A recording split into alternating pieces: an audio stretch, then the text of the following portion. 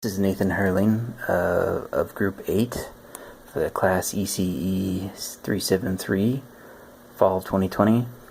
Group 8 consists of myself, Jesus Lopez, and Christopher Christensen. Our written project is summarized as follows. As the user can see, we have sections 1 through 7. We'll go over the detailed problem description, the use case diagram, the UML class diagram, the state machine diagram, use case descriptions, GUI concepts, the actual workable piece of the software, testing and diagnostics, which include driver 1 and driver 2, which allow the buyer of the product to do further diagnostic testing if they so wish. So let's get started. The detailed problem description. This is a warehouse software interface which is going to allow either admin or a customer to log on, and if a customer logs on, they're going to be able to see the database of products to which to purchase and have a few options for which to contact the company. If an admin logs on, they're going to have highly privileged access to all the databases, which we'll cover shortly. Their admin are allowed to interact with the databases and edit the databases. Let's move on to the use case diagram. The warehouse itself is built around the concept of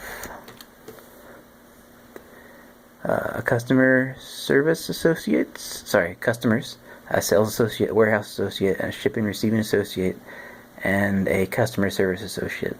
So these are the employees that interact with the user. A basic order flow would be the user logs on the GUI interface and places an order. That order is going to interact with the order database that currently exists and be placed in the order database. The warehouse customer service employee serves as sort of the connecting factor between all warehouse departments and the external customer. The flow of the order would go through like a sales associate and a warehouse associate and a shipping and receiving associate. The sales associate's primary job is to keep in contact with the customer and process the customer's finances. The warehouse associate's primary job is to actually physically get the order, and they give it to the shipping and receiving department, which is responsible for any order returns and shipping orders out to customers. And to repeat, the customer service department is sort of the main interacting force amongst all parties. Onto the UML class diagram. The UML class diagram is actually too big to fit on the page, so let's go find that. UML class diagram. Let's go find that. Here is the size of the UML class diagram. The UML class diagram is broken down into two components. On the right hand side of the screen we have the GUI components, and on the left hand side of the screen we have the interacting Java class components. Let's zoom into this and take a look-see.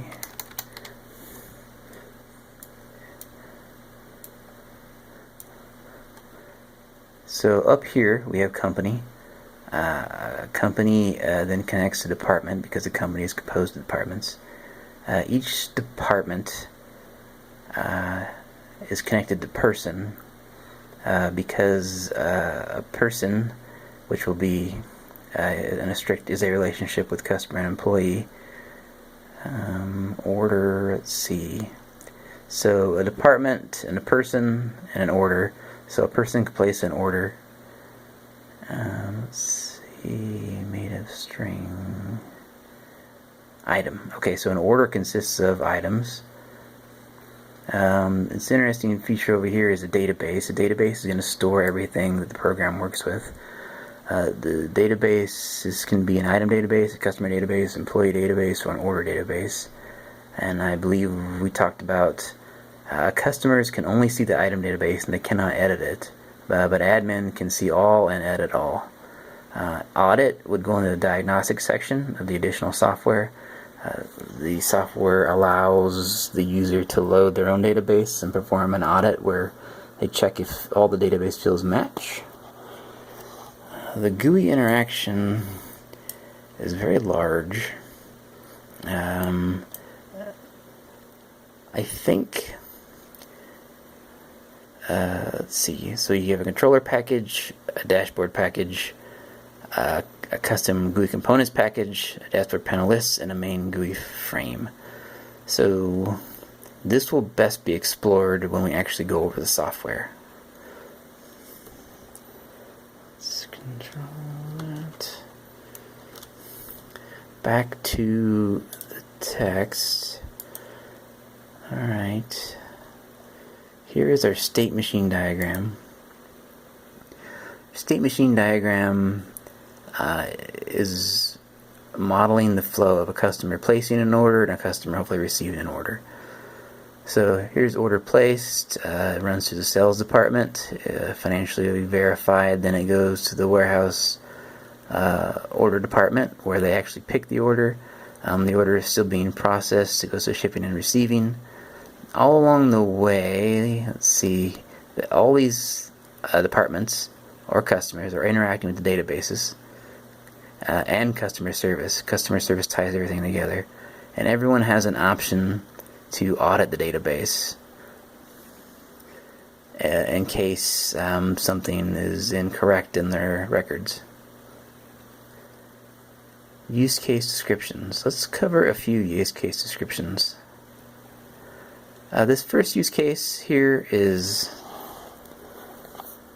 the actors are the customer, sales associate, warehouse, customer service, warehouse associate, shipping and receiving associates.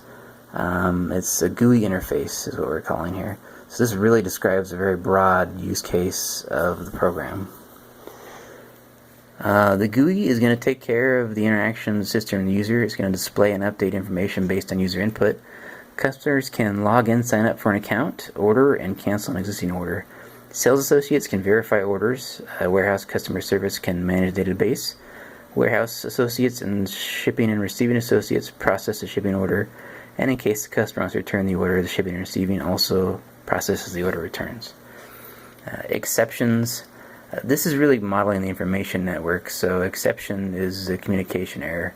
So if something goes wrong in the database or exception between departments communicating with each other, that would be an exception for this use case. Possible exceptions, communication error, clearly, server timeout, invalid login. So if you have a precondition, up here, from the customer point of view, you have access to the internet and the on-site software is functional. The post-condition, each login session will end with the user logout for both customer and warehouse associate.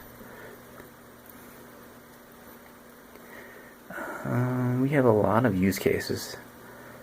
I think it'd be best to move on to the software. Okay, so if you recall our UML diagram, so we're going to go over not the actual classes, but the entire functioning GUI. Okay. GUI concepts. This is the first thing the user and the admin will see. This allows the user or admin to log in, and there's a nice submit button. If the admin logs in, they have a dashboard. Sorry, if the user logs in, they have a user dashboard. The user has the options of placing an order, checking an order status, emailing the company, or logging out. And they can also view the product database.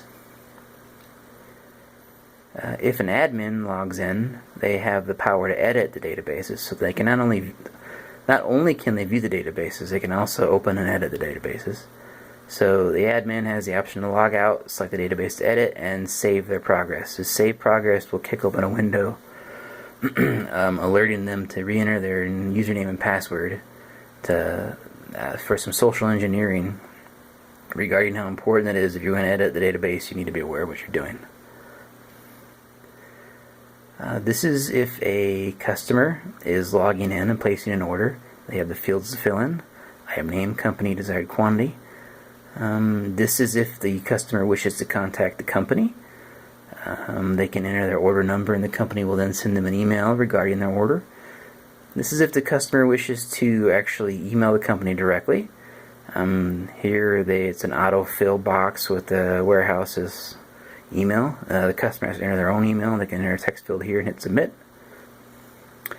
Here is what happens if a admin tries to save an edit. They get this and they have to fill this out to verify who they were and what they've done.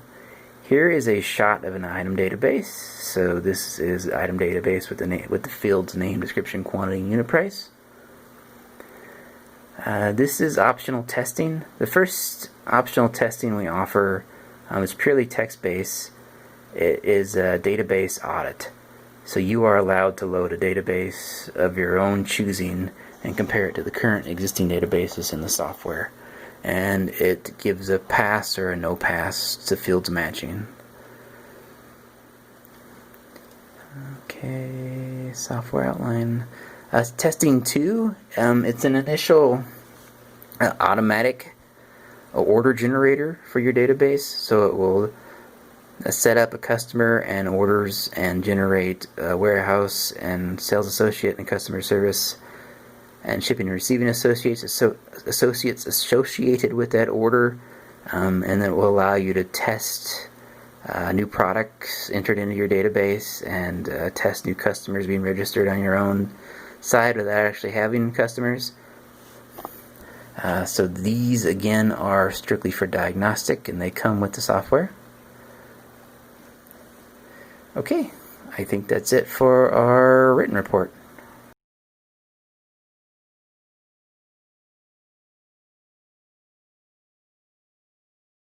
Nathan Hurling for Group 8, Final Project ECE 373. I'm going to be going over our software.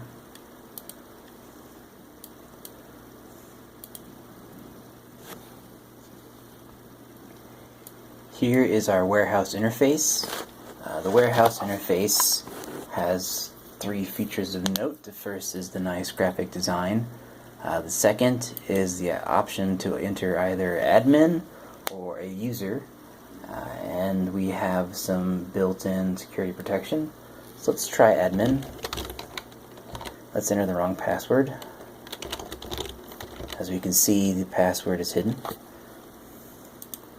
Passwords do not match. Great. So that worked correctly. Let's try the correct password, but an incorrect username. Username not found. Great. Let's try. So let's log in as a user.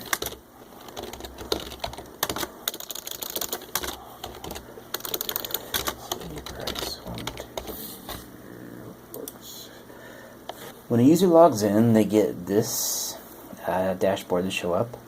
They have the option to look at the item database. They can place an order. They can check their order status. They can email the company, or they can log out. Well, log out. Let's check it. Boom, back to where we started. Alright, let's go forward again.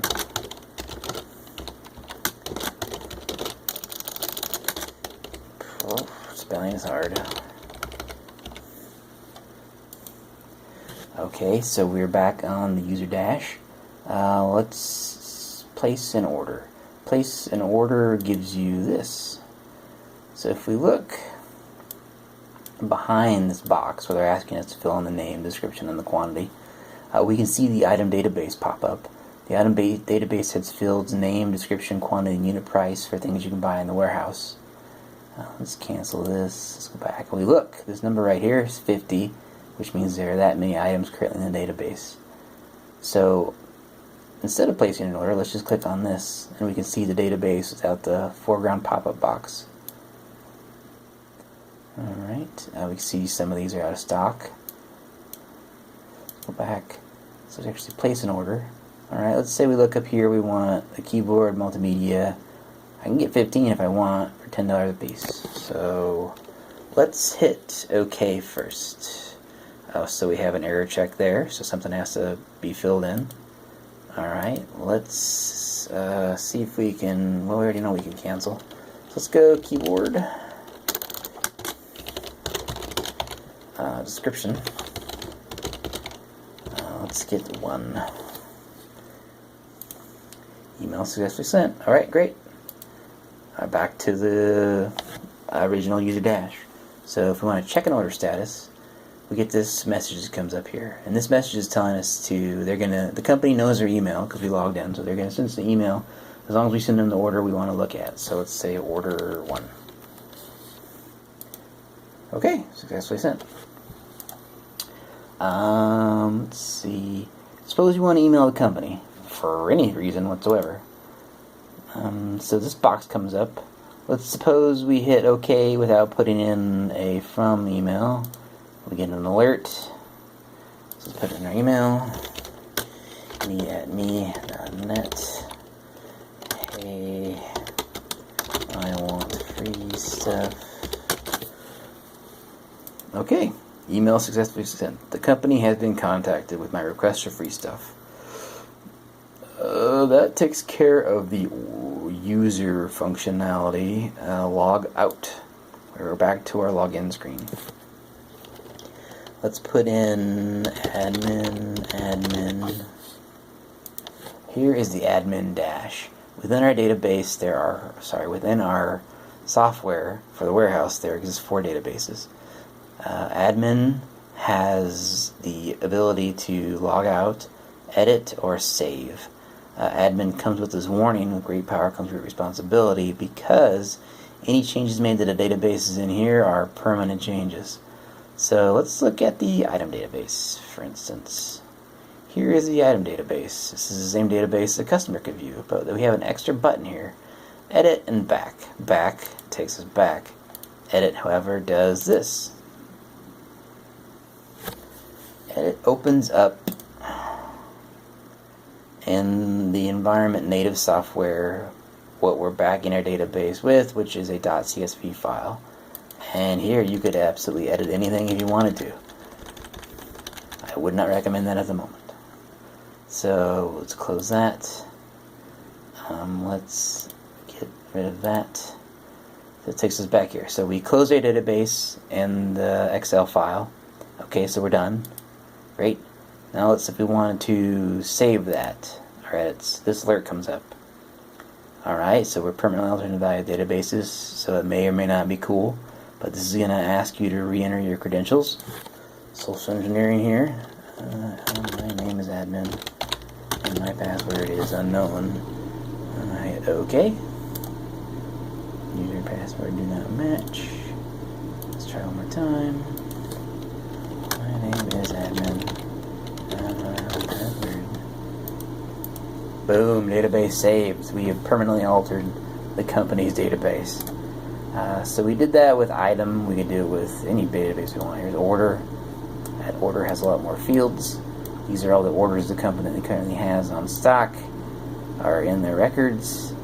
These are customers, warehouse associates, shipping associates, service associates, sales associates, number of items in the order, whether that's been financially verified, the ship date, and the return date, if it has been returned. So we talked about this edit button, but there's also an edit button up here. Let's see, I'm gonna go back. Alright, so let's open up the employee database. Again, it opens up in the native software, the employee database. Here are all our employees, their names, their login IDs, their passwords, their departments, their hire date, their current salary, associated order numbers, and the active orders. Close that. This opens up too because it feels like it. Alright. I believe let's log out. That covers all the functionality that we need to cover.